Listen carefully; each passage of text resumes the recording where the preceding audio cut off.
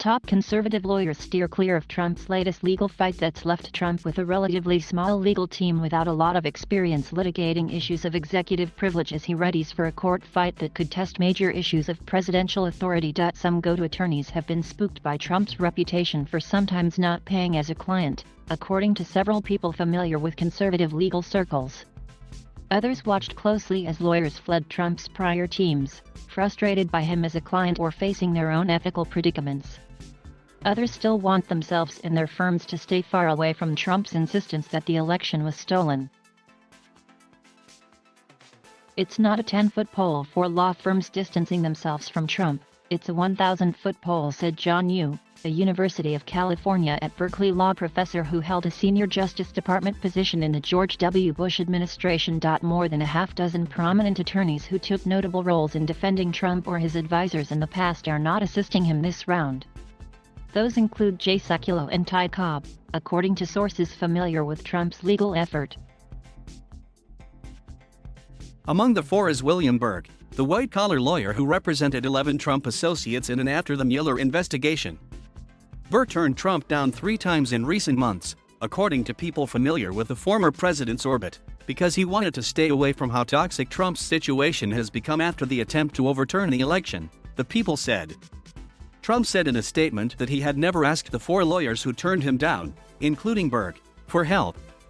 "I don't even know who they are just looking to get publicity," the ex-president said. "I'm using lawyers who have been with us from the beginning.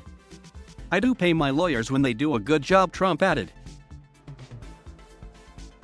Indeed, lawyers who worked in Trump's White House or campaign are still at work for the ex-president and now focused on more narrow tasks, such as handling executive privilege discussions with the National Archives or communicating with potential ex-White House witnesses called to Capitol Hill. Clark, for instance, signed letters outlining Trump's executive privilege concerns to 4 witnesses under subpoena.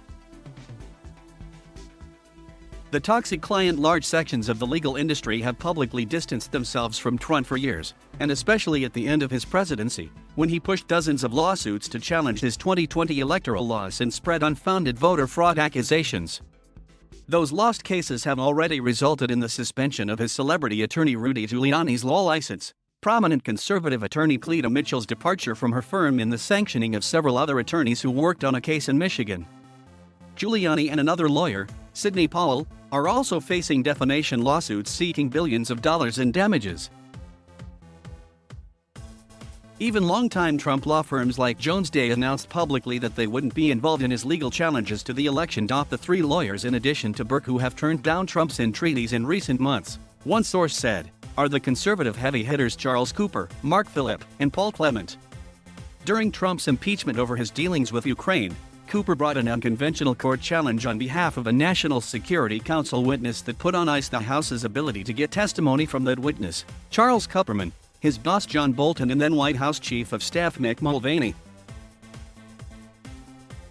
Phillip, a former acting attorney general, and Clement, a former solicitor general, worked at the same elite law firm, Kirkland and Ellis, that represents Trump's last attorney general, Jeffrey Rosen, in the Capitol Hill probes into January 6. Disjointed legal effort. In the January 6 aftermath, Trump's legal approach has structured itself differently from past investigations, such as the Mueller probe and during the Ukraine impeachment, where presidential privilege and litigation czars emerged. In those cases, Trump enlisted personal lawyers, witnesses' attorneys, the Justice Department, and White House counsel's office experts to coordinate. But the ex-president now has no coordinating attorney leading his team, according to several people familiar with his approach. There also isn't a main attorney who's handling messaging on behalf of the former president. So far, Trump's legal response has largely consisted of writing letters to witnesses and weighing in on a congressional request to the National Archives, which houses his presidential papers. To the witnesses, Trump's legal team said he may want to assert executive privilege. The witnesses may have to decide on their own whether they will comply with subpoenas they've received or fight them in court, the people said. However, the pair already opened a Washington, D.C. office of a California-based small litigation law firm with other former Trump administration colleagues, making it likely they'll continue to handle some legal needs for the former president. Legal heavyweights needed. A larger, more experienced firm may be needed if the Trump executive privilege fight heads into appeals.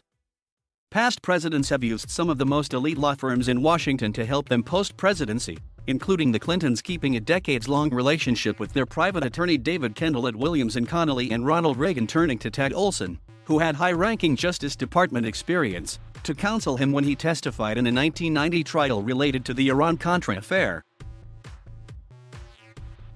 You'd want to see a top 10 national law firm with a big, experienced D.C. office handling cases that test constitutional issues, such as how much say a former president has over the confidentiality of his records. Segu, the former Bush administration justice official. You don't see that here. It's quite glaring. A split has already materialized between what Trump wants and what the Biden White House's position is. Last Friday, Trump's political organization said it believed that more than 40 documents in the hands of the National Archives should stay confidential. The Biden White House, however, didn't oppose the documents going to the House investigation.